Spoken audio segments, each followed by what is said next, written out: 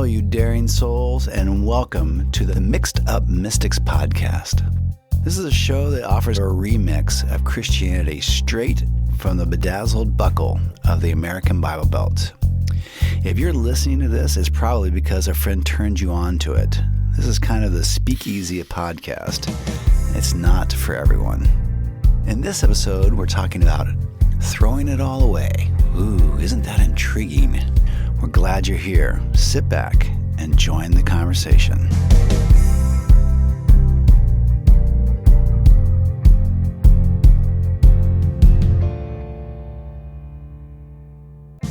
This podcast is a presentation of Pioneer Dream, celebrating 30 years of moving stories for our corporate, nonprofit, and entertainment partners. We invite you, fellow misfits, to join the conversation with text, emails, or just messages in the comment section below. As always, you can share this podcast with anyone you think would get it by sending the link now. Thanks for listening. Well, we are back. This is the podcast, which you can tell no one about. It is a secretive? It is a secrety? Yeah. We have always been great at projects with no audience. This is the podcast where we discuss spiritual things in kind of bold and direct ways, topics of which we are completely and absolutely unqualified to discuss. Yet that's what makes it so interesting to listen to. Right, and that's what makes it so unpolished and honest. Right. This is where we talk about all kinds of things, and we're doing that from the great state of Oklahoma, center of the known universe, and as we would like to say, the encrusted or bedazzled belt buckle of the Bible Belt. Bejeweled, bedazzled. It is bedazzled for sure. Yeah, I love it. And that unto itself would allow us to talk about many of these topics. It is certainly around us. And I also feel extra podcasty today. Wow. Because I am holding a coffee mug, and I know that on a lot of shows that they do that like a prop, but I actually am drinking the coffee. No, we need to get. It's like for real. We need to get mugs that have the podcast name on them, or they're like the little boxes that go on your mics with the logos on it, so that we're completely official. Okay, well, because otherwise you could just tune into this and not know who we are, what we're doing. Well, yeah. Anyway. I mean, it really doesn't matter. We don't know what we're doing, so I think that qualifies. It is, yeah. But there's actually coffee in here. It's not just a prop. It's not like when you put your yoga pants on and it didn't work out. No, I promise it's not spiked this time. It's only Wednesday. Right. I mean, come on. Right.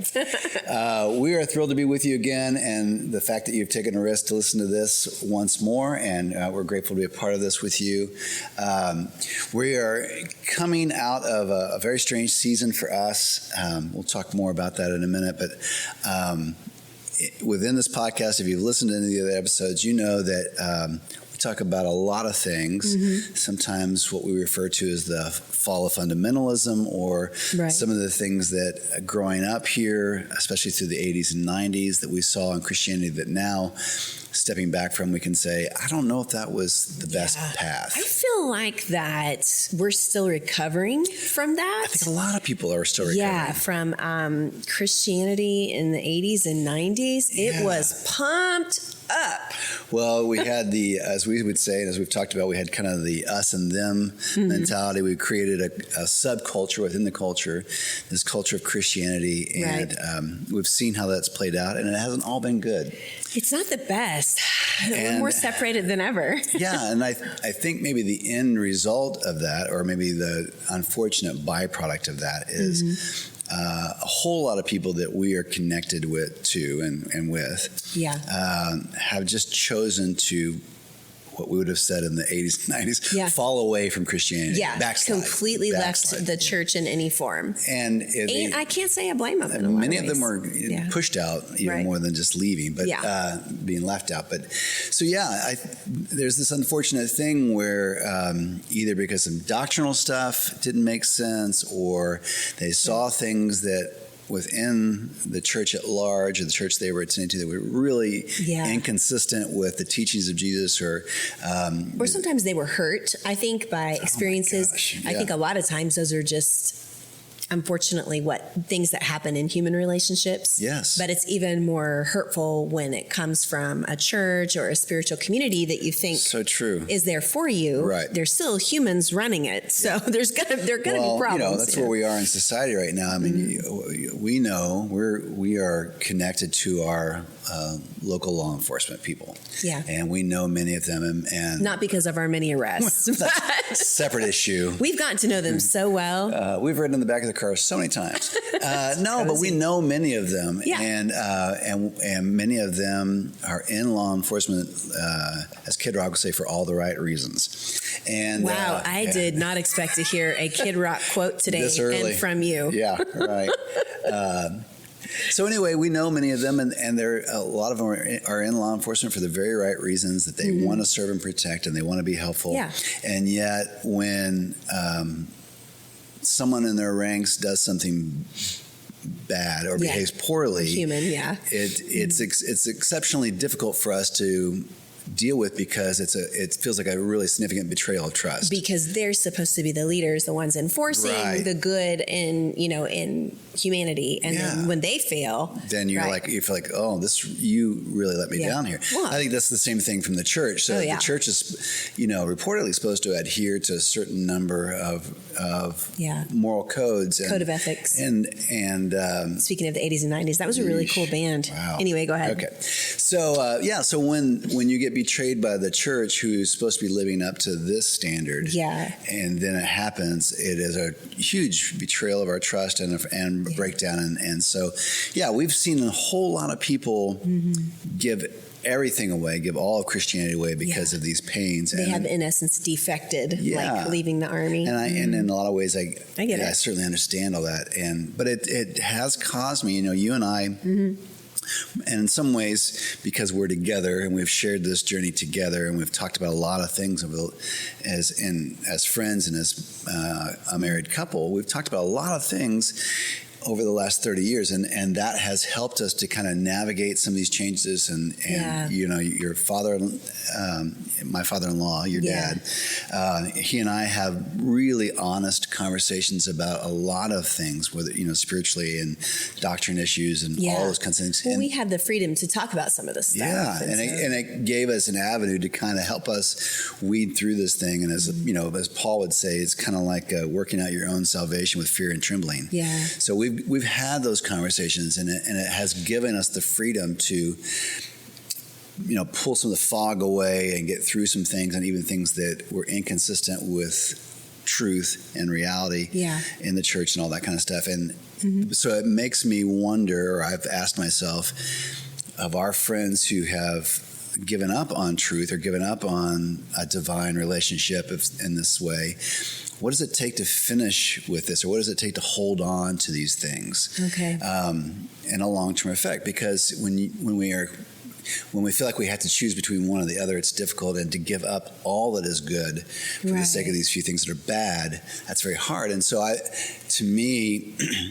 think about it like this: if you feel like there's a benefit to being divinely or spiritually connected, if you feel like there are benefits to spiritual truths, stuff that's within the scriptures that's held true for generations, and if there's value in that for you, like in my case, I would say that where I am now, what some people would define as being kind of woke or aware or conscious, or more, in my case, more loving, more understanding of my need for other people. Sure. What I really believe is as growth as a human, I can draw a straight line back to my divine connection and even my relationship to the scriptures and stuff like that. It's taken a lot to weed through all that, but I feel like I'm in such a healthier place, emotionally and mentally and spiritually, as a result of that. Sure. So I'm grateful that I've been able to maintain that. So for me, because that has led to health in me, it's important for me to protect that relationship, to protect this spiritual connection, and to ensure that it's there when I move forward. Yeah, because when you think about your life without it, oh my gosh, the foundation of those truths, the good stuff that was in there, despite all the periphery crap, because there was a ton of that. Yeah. To be able to hold to those core things that you still believe because you see the good in your life that comes from it and the good in others' lives. Yeah, and it makes me wonder, I do understand why people completely throw it out. Yes. I totally do. And we have a lot of friends that are in that boat. But like you said, I'm grateful that we have been able to somehow probably keeping each other connected. We have a small group of friends and people spiritually that have evolved in similar ways. Yes. And so we've been able to retain, I think, a lot of the goodness that's there and hopefully let go of some of the periphery. Yeah. However, there are people, that would probably think we're backsliding on down. Well, backsliding. And I'm okay. And I'm comfortable with that. And I get that. I think I'm comfortable with it because of where I feel like we've landed and where we are right now. It is to me so healthy, and it is to me so life-giving, and it is to me so much bigger than what I feel like was a very small world I was living in before. Agreed. And I'm, if I'm honest, because I think all of us go through these places and seasons, I have thought about that. There have been very difficult places and patches in our lives where I have thought, I'm just making this shit up, in terms of Christianity and spirituality, this is difficult, or this is just inconsistent with so many other things in the world and in my life, and I don't know that I want to. I don't know that I want to hold on to that. And then when I think about that, when I think about letting that relationship go, I think, okay, if I do that, then I have to turn my back on, all the experiences that were very sincere and very real in my life before this. Yeah. And I have to let go of all these other things that are life-giving in my life. Yeah. And I don't, this is a part of me now and my personality that without this guidance, without this power, without this hope, without all these things, I don't like the picture of me that comes after that. And I agree. It reminds me of the scene in, by the way, it's October here. I guess it's technically October everywhere. Yeah. I mean, but one of it's my October favorite, somewhere, is that what you're saying? I don't know what I'm like trying to say. Somewhere? This coffee's really kicking in. No, I was thinking of, we love The Great Pumpkin, Charlie Brown. It's a Great Pumpkin, which is such a sweet story. So we quote it all year long. But was it Linus that says this? I think it's Linus says they're waiting for the Great Pumpkin. And so there's some debate. Is the Great Pumpkin going to come? Right. And Linus says, don't tell me if the Great Pumpkin's not real. I don't want to know. And so Linus is ever the philosopher. That's why I call you Linus, but that's the truth. Maybe it makes me weak. I don't want to live in a world where these things. I will just be upfront now and just tell you I'm weak. I will tell you right now. You're using your belief as a crutch. No, the whole proverb of know thyself. I know myself, and it ain't the best. And so I'm not afraid of saying that I need this connection, this divine connection. I'm not afraid of saying that I'm not enough on my own. I'm not afraid of knowing my limits and where those are. I'm more comfortable in saying that I do know myself, and myself needs something bigger than me. Yeah. And that myself needs mystery, and that myself needs a divine connection. And left to myself, I am not loving. And left to myself, I am not charitable. And left to myself, I'm not generous or kind. Right. I'm pretty much just self-absorbed. Yeah, and I think we all are. Yeah, so this relationship, and not just the rules and the regulations and the scriptures and all this stuff, but the actual relationship between myself and the divine. Yeah. That moves me to a place that I find to be much more alive. Yeah, I think, yes, I agree. And it's funny, I've actually never really thought about this before. There's you're welcome then. No, I've thought about this. You're not rocking my world today. We had this. Right. I mean, every day you do, but now there in the ancient scriptures, there's a phrase that people get hung up on a lot called the fear of God. Yes. What does that mean? If we're supposed to follow God, the fear of God, why should we be afraid of him? To me, the fear of God is a reverence, right? But it's also a fear knowing myself the way that I do and seeing as empty as I am. Right. The fear of God to me would be, what would it look like if he was not in my life? Right. If the divine wasn't part of my life, if that wasn't real, that to me is the fear of God. So I don't want to do anything really that would lead me away from that, whatever that is. Well, I think I'm too scared, man. I think in a practical sense, you and I even have that to an extent for each other. Like being married is a difficult proposition. That is rude. Wow. No, it's true. Listening. No, it's you don't default to a great marriage. Yeah. You don't default to a great life. It's hard. You have to make decisions along the way. And so when you and I get tired and even wear on each other, or you and I have conflict at some level, there's a voice inside of us that you would easily just say, well, screw them. I'm just going to do this, and this. Yeah. But there is a fear of the other person in the sense of saying, I don't want this to grow. I don't want the chasm between me and my wife or me and my partner to grow. Yeah. I don't want to risk this separation, whether temporary or long-term. And so there is a fear that says, no, I'm going to bring this back. And even though I don't feel like apologizing or reconciling or doing that, I know for the long term of this, that's better. Right. And so we're going to do that. And so, yeah, you're absolutely right. That relationship, it's the reverence for a person, or in our case, the reverence for God, does help kind of keep things together. Yeah. And the idea of me living my life without him, or me not living my life without you, that's scary. And I don't want to do that. Perhaps that's the fear of God. Yeah. I love that. It reminds me of that quote, Nadia Bolz-Weber. Am I saying her name right? Yeah. She said, I think that, being a minister all this time and trying to live my life for God, that I would be further along. Right. She goes, and I just really look and I think, man, I'm not. Yeah. She goes, and you have to help me get the quote right, but she says, but the time between wanting to say fuck you and I'm sorry is getting a lot shorter. Right. Yeah, I still lead with fuck you.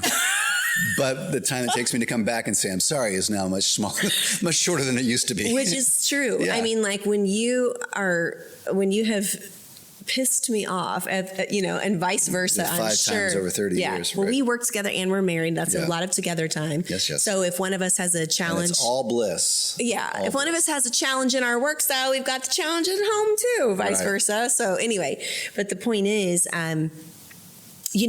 I actually sometimes will be angry with you, and I will have to. I really hate unreconciled differences. Irreconciled, unreconciled. Words are hard, but yeah, irreconcilable differences that are unreconciled. Yes, that are not reconciled. Yes. So when our middle schooler left this morning, and she was upset and mad with me, and that's how we left. That bothers me all day. Right, exactly. And she's off doing her own thing. But it's the same with you. Like we'll get, in a fight, gosh forbid. And I will sometimes actually, I shouldn't tell you this, actually have to time how long I wait it out, because I will want to immediately say, okay, I'm sorry because I don't like the space that's there between us, but I also know that you were really wrong.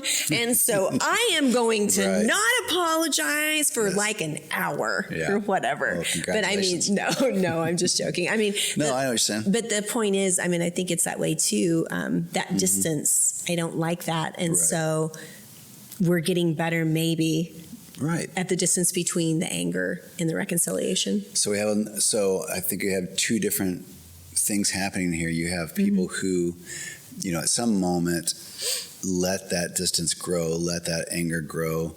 Maybe it was difficult to maintain or put in the work of discovering the true relationship because the external conflict around them in American church or in their spiritual practice, whatever, was too much. Yeah. They finally just said, this is not worth it. I don't want to do this anymore. Yeah. Then you have a handful of us who have kind of stayed in this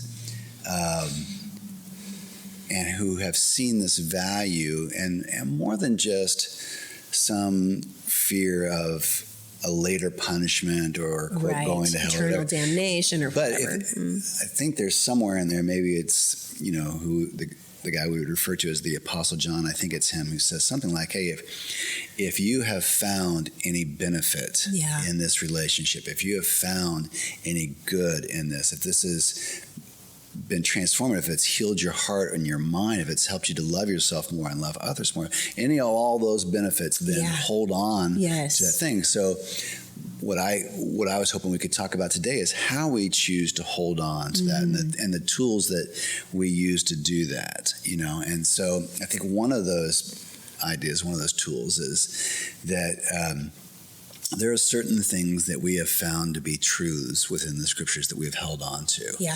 And so some of those truths are the values of humility, the value of trying to considering other people as more important than ourselves, the value of forgiveness, of forgiving other people, the value of, as Jesus says, when he just kind of boils everything down to it, that we would love him with all we are and love our neighbors. As we know, the big those are very intentional practices. You can put those things on T-shirts, or you can write those things on cards, or you can do it all you want. But especially loving my neighbor, that's a very intentional act in which I have to take action. I can't just talk about those things. So one of the ways that I've been able, and one of the ways you and I have been able to hold on to those truths, is literally by putting them into practice, consciously and intentionally and aware. I'm going to try to do this. So you get up in the morning and you read through some scripture thing like that, and you think about forgiveness, or you think about humility, and you think, okay, today I am going to be conscious and implement this truth. I'm going to be conscious and forgive someone, forgive people. Or in my case, if I examine my heart, my mind in the morning, kind of like a meditative thing, and I think about, is there someone, like your dad's fond of saying, is there someone I need to forgive? Is there something I need to let go of? And then we pause for a second, and then within that, this thing kind of clears from the mist, or this thing kind of bubbles up, and you think, oh my gosh, if I think about it, when I think about this person, my entire insides tighten up. When I think about this person, my temperature goes up 2 degrees. And in my mind, I'm thinking I don't have anything against them, but the reality is my body is saying that's not true. Let me back up for just a minute, because I want to talk. I think the thing that is, I think the reason it is easy for people, not easy, but they decide to completely walk away sometimes from faith, is partly due to fundamentalism. And I mean just that as a word, but this idea that this is the way we believe, and these are the exact things, and this is exactly all the things that you have to think. And so when given a choice like that, and you feel like some of this isn't right, and some of that can even be loving and accepting certain people, etc., you say, well, if I have to choose that with all of this, then I'm out. And I think, and it's sad because people are being forced away from faith, when I think it takes bravery, and I'm not complimenting us, I'm just saying that we are both so honest in our hearts and minds that we've had to come to this own way, that we have tried to be brave enough to say, I do think this is bringing good in my life. I don't think I need all of this. And I think that that's where we have tried to go. But it's been hard because you've got whole sets of people that say, oh, no. It has to be exactly this way. Well, we've had a certain... But I don't blame those people at all. No, but we've had a certain amount of ownership in us. So if something... in our spiritual journey did not ring true, we did not just take that because someone said to do it. No, and I also know that there have been times where we do a lot of things together, but we're both individuals and we disagree often. Where we have come to similar changes in spiritual viewpoints separately. And even been afraid to tell the other. Like I remember one specific issue, I was like, I don't think I can tell you that and we actually have some spiritual political viewpoints that we don't completely agree on, for sure, but where I've confessed to you, I think that maybe that is not wrong. I think maybe those people are okay. And you're like, I've been thinking the same thing. But we've been... It's the same thing, I think, when you're a middle schooler and you're afraid of what other people are going to think. And so you tend to want to have your hair exactly the same way and completely comply with whatever's going on and not do anything that makes you stick out. It does take some bravery. We both have family members on both sides. We've got friends on both sides that probably think we're going to hell in a handbasket at this point. I don't know what a handbasket is. Why does it always come down to a handbasket? If you're going to take somebody to hell, why put them in a handbasket? Wouldn't you need a bigger vehicle of some sort? Anyway, but you get what I'm saying. It does take a little bit of bravery, but it takes being able to be authentic with people. But that kind of goes back to this point we're talking about, the investment in that, your involvement in truth, your involvement in discovering truth for yourself and your decision to understand truth. That is using, in large part, that truth. So it's harder to lose something that is in your hands. And that's what that, so that practicing truth and resolving truth and weighing through truth and working through truth, all those kinds of things, that's keeping that in your person. And it's a lot less likely to be stolen from you or fall off because we're doing it. And we have, in essence, separately and then together, built our lives on these principles. Yes.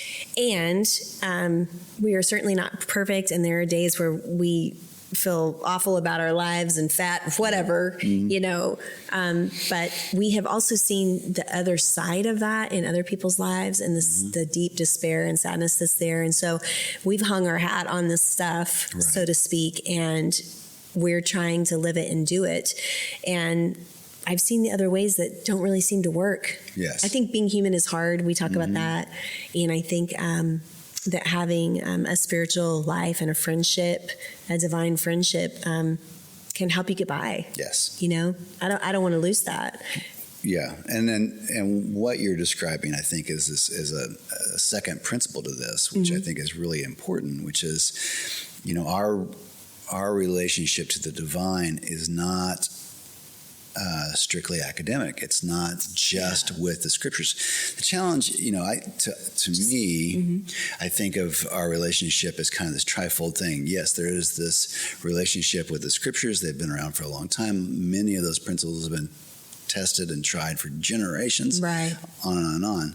The other part of it is this experiential relationship we have with this person. And then this other part of it is the community that we have. And all three of these things are really necessary for me to establish this relationship. So this thing you're talking about now, I think, is, yes, the scriptures have their place, but what has made the difference in so many ways is this experiential, personal relationship with God or with Jesus in our case. And so that has given me the grace and the confidence to take things that I don't fully understand yet. There are mysteries and there are things with the scriptures that don't quite make sense to me, that I'm not quite so sure about yet. And yet I don't throw everything away, because this person, which the scriptures usually refer to, I have a relationship with them, and I can trust that person, and it's a long-term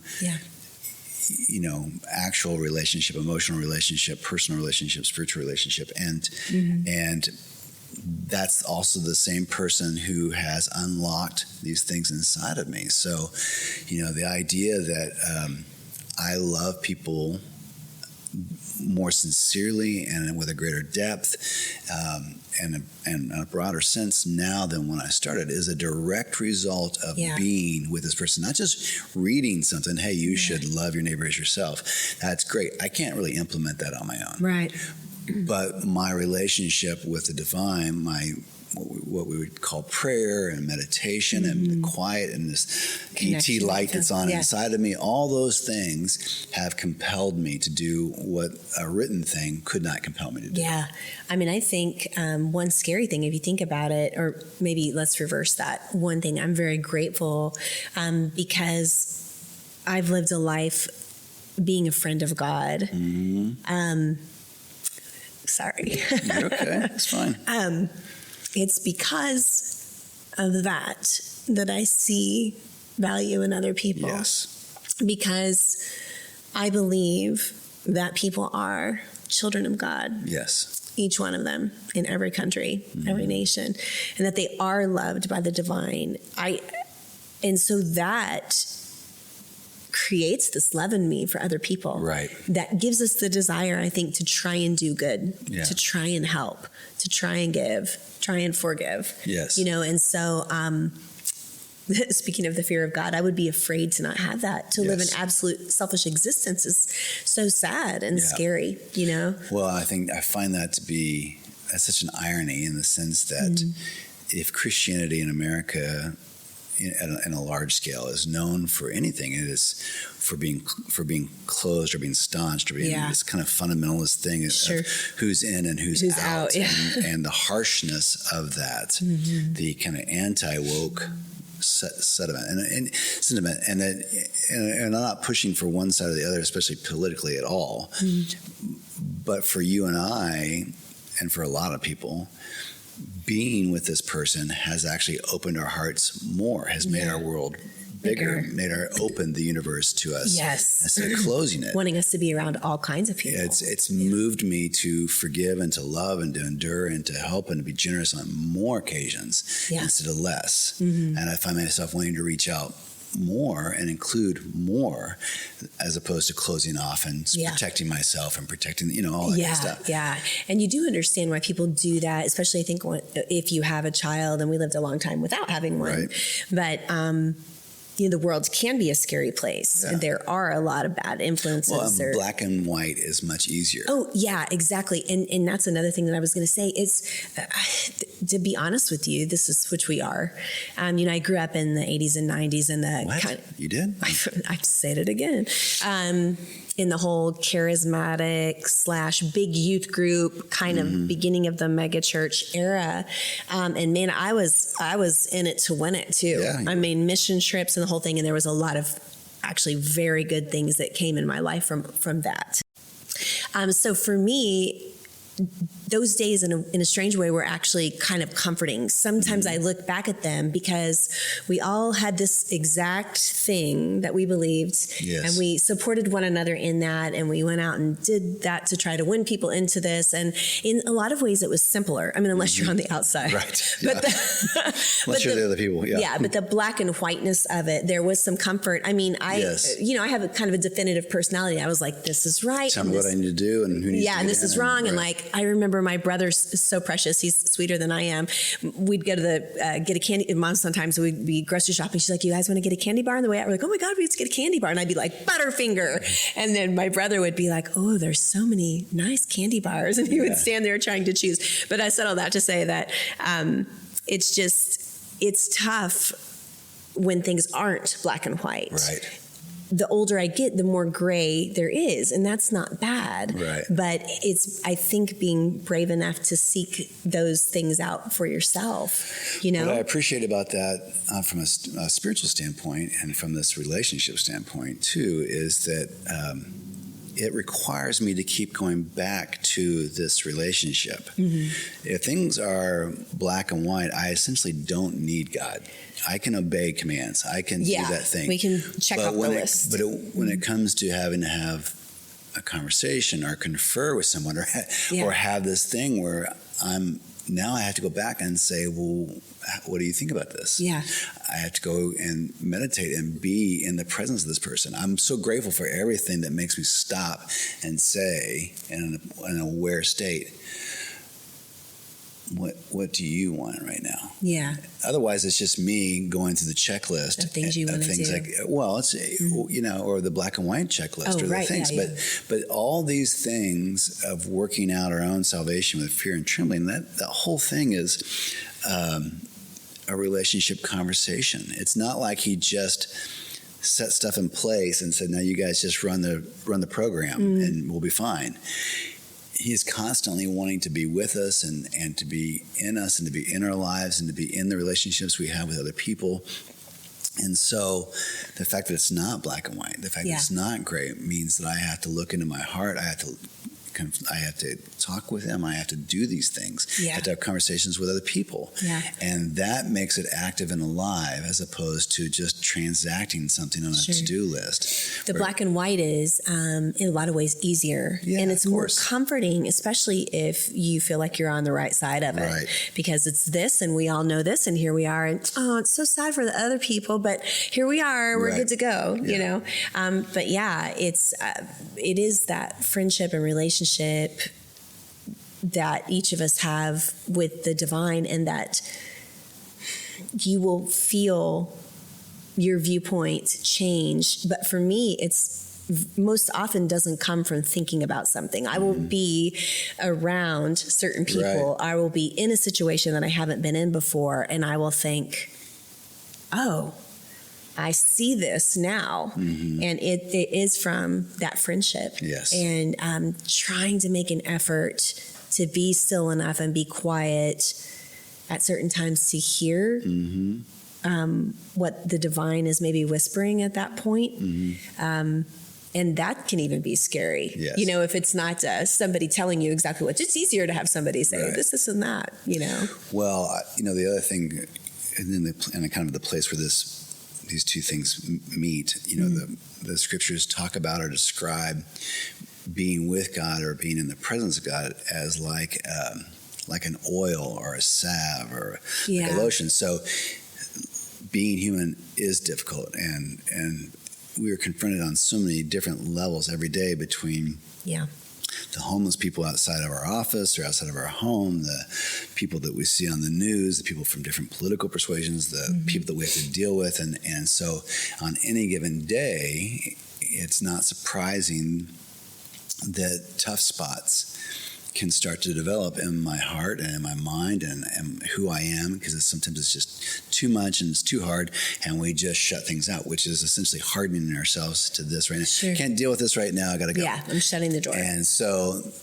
over time, when that happens, we can begin to develop these kind of calluses and stuff. You know, I'm not a real man or anything like that. Yes, you are. You I have calluses on my hands, and it's from repeated use of things. It's from repeated hardness. And so after a while, that hardness kind of develops and says, okay, this is a recurring spot here. I'm going to bring this callus to make this tougher so that you can, quote, survive. Well, in our hearts, that can really be detrimental and damaging. And so the idea of being with God or being with Jesus in that presence is a salve. And the more I do that routinely on a daily basis, through prayer and meditation and what conversation and just talking with him, the more softness comes back into my heart in the places that are hard. And it's the same thing like we were talking about with unforgiveness. The idea of saying, is there someone I need to forgive? Is there something I need to let go of? Well, seeing that allows that salve, that medicine to go to that place where that hardness is developed. And say, okay, we can do this. But left on my own, I just get more calluses. The heart gets tougher. The skin of who I am gets thicker and harder. And now I'm not as sensitive. Now I'm not as loving. Now I'm not as compassionate. Now I don't care for myself more than as I should, or for other people around me as more than I should. And people are definitely not as well off if that happens for me. And I do think it is love and allowing ourselves to be loved. And sometimes for me, you know, I'm not a super great prayer, you know, or whatever. It's kind of just conversation. But there are times where I will just try to sit and get a little bit of quiet and let myself be loved and feel that love. And that can shine the light into areas of my heart that have grown calloused. Which is just a part of being human, living every day, you know. I did substitute teaching yesterday at our daughter's middle school, and woo! Hero work right there. No, I mean, the teachers that are there all the time. But I mean, you want to think that you don't care about what somebody that's 13 thinks. You know, but you do. And they know right where to punch you, you know, for sure. But that if I had come home with all of that amidst all the other things we have going on, and let that hardness of just being around those poor little souls, you know, that are trying to survive middle school. I remember sit with me and I had not let myself be loved after that, I'd be in a pretty bad way today. Yeah, we've talked about this at different levels. You and I have talked about this a lot, and the different ways that we experience the presence of God, the presence of Jesus, and what that looks like or feels like, and it is different for so many people. And for some people, there's a kind of a physical or tangible experience to that, and for a lot of people, there's not. But there's still a knowing. There's this.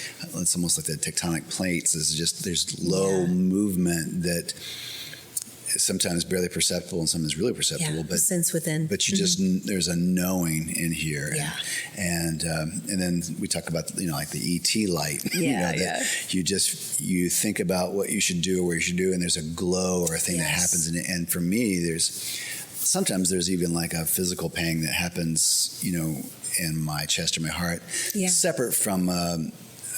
A pain from an injury or pain from a health thing. It's just a different feeling, but it is physical and it is tangible. And then I feel that a lot in when I hear music that's inspired, right? In art and in creativity, I sense God's presence a lot in things like that. And sometimes it'll take me by surprise. And most often, it's not Christian music or spiritual music let me double air quote that. Double air quote. But it's just, I will hear, it happened to me yesterday. I just heard a song I hadn't heard in a long time, and I was like, God was just like, and I'm like, okay, here you are. Hi. Yeah. As Bob would say, God walks in the room. And then occasionally that will happen, and I feel it right now because we're talking. And occasionally I'll feel it at random moments. I'm not thinking or doing anything expressly spiritual or spiritual. And then I just feel it, and it's as if it's like a love note or something to say, I'm thinking about you, or I'm with you, or that kind of thing. And I felt it. I'm sorry. No, good. That's it. I was just going to say yesterday, speaking of doing the substitute teaching, most of the time you're just delivering, the lesson that's been set out for you. But sometimes there's opportunity if the kids don't have too much of a crazy eye and they're not all smoking in the back of the room or whatever, to have like a little bit of a discussion or whatever. So I had a class that was pretty responsive. So we were chatting about some different things, and one girl had brought up an issue that she had struggled with, and all of a sudden, when you're substitute teaching, you're just trying to survive each particular set of these kids that come at you 7 hours a day, 7 different classes. And but she said something, and I knew exactly what to say to her, and I very confidently, because I felt like it was a divine inspiration that came, and I said, listen, you're dealing with that now, but it will not always be this way. And I've known you for a long time, and you're going to come out on the other side of that. And so you just keep being who you are, that type of thing. And so for me, a lot of times, you're not always able to be that direct, but in this particular situation, I was.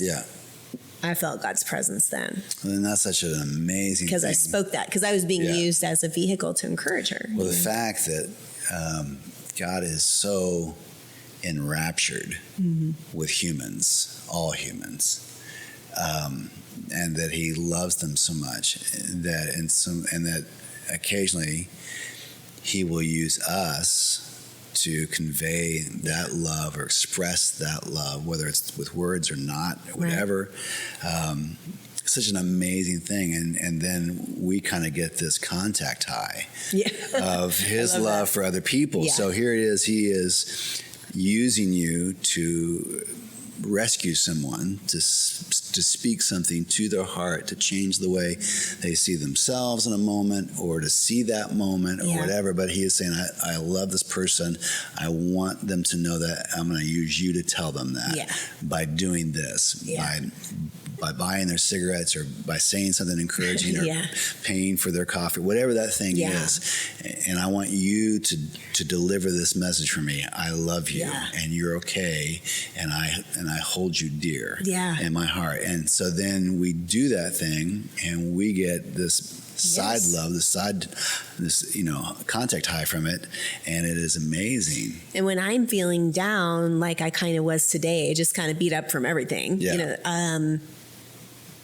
I will look for ways to do that. Yeah. Because I know, and it's not selfish, like, oh, I need to feel God, so I'm going to help people. It's more just, I will see somebody that I can tell is hurting, or someone will come to mind, and I'll send them an encouraging email, like, you're really good about doing that. So there were 3 things today that I just had thought of in passing yesterday. And so I did those today. And so because it was the right thing to do, and I wanted to do it, but in that it lifted me as well, because I could feel God's smile. And that stuff will continue to soften your heart in the process and make you softer. And it makes you want to go find other ways to do that, you know? It creates an awareness in us to the things that are beautiful. It creates an awareness in us to the needs that we can actually meet. It creates all this goodness in us. And yet, if we had defected, coming back full circle, and I didn't even intend to, but if we had left spirituality completely, and I do understand and sympathize and empathize with people who do, all this good that is in our life really wouldn't be here. Right. You know? There are plenty of people who are good people who are not quote unquote Christians. Better or believers. people than we are. Oh, please. I just don't personally have the fuel or the thing to offer on my own. Right. Other people are just very generous, and that's enough into itself. But this life-giving thing, this intuitiveness of what a person's heart needs or what words they need in a moment, that comes from something outside of me as well as in me.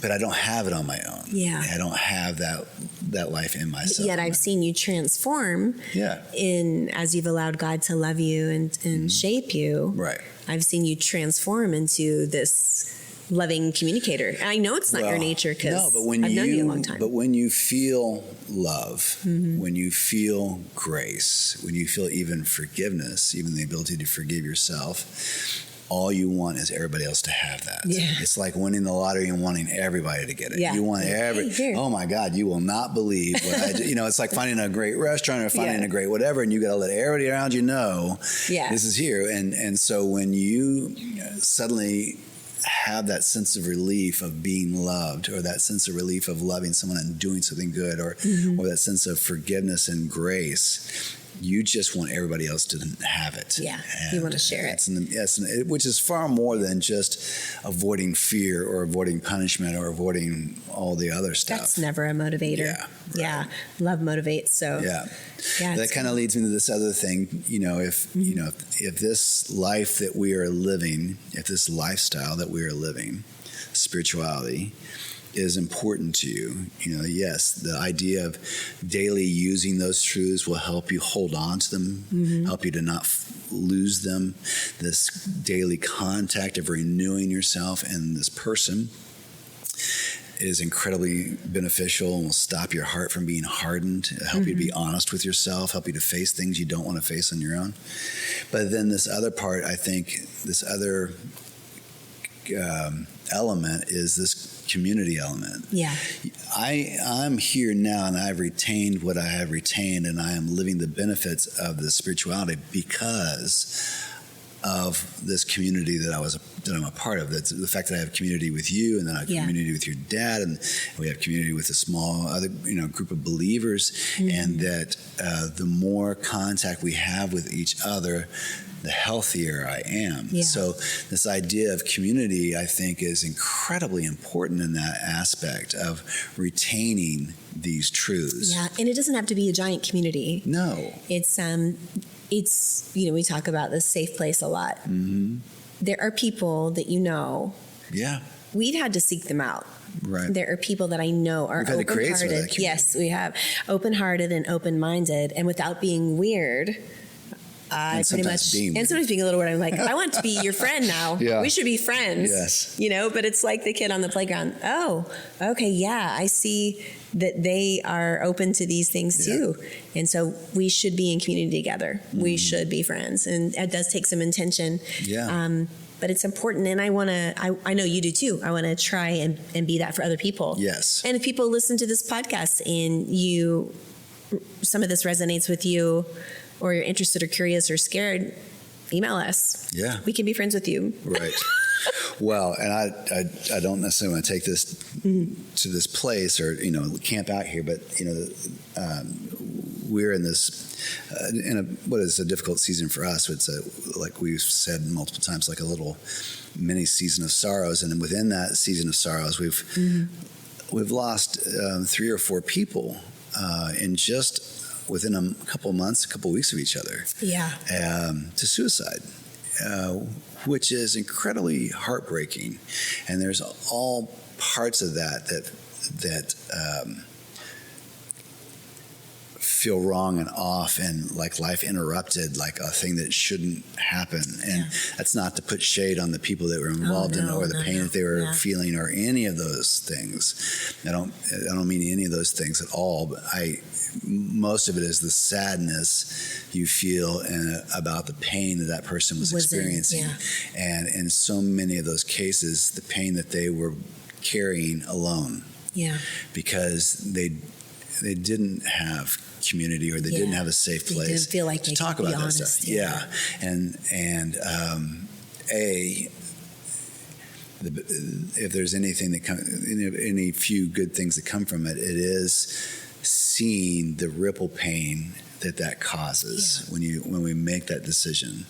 And that can be a deterrent, that can be a sobering thing for a lot of us to look at that and think, oh my gosh, I would never want to do that to my family or to my friends or to these people. I would, all that kind of stuff. But the other part of it is that it just continues to reinforce how much we need each other, how important community is, how important these safe places are. And so to live our lives, to hold on to these things, we need each other, and we need a band of people that we can stay connected to. And we may have to force ourselves to do that. Yeah, and it doesn't mean you have to be, besties all the time, or agree with everybody all the time, or love everything they love, or all those kind of things. I know that's difficult to find, and there's most of the people that we are intimately connected with in some level are people that we have also stark differences from in a lot of different ways. Exactly. But there's that spiritual thread. Yes. I have some community and some friends that I don't get to see them on a regular basis. They've either moved away or just life circumstances. Yeah. But when we do reconnect, sometimes that may be every couple of months, or,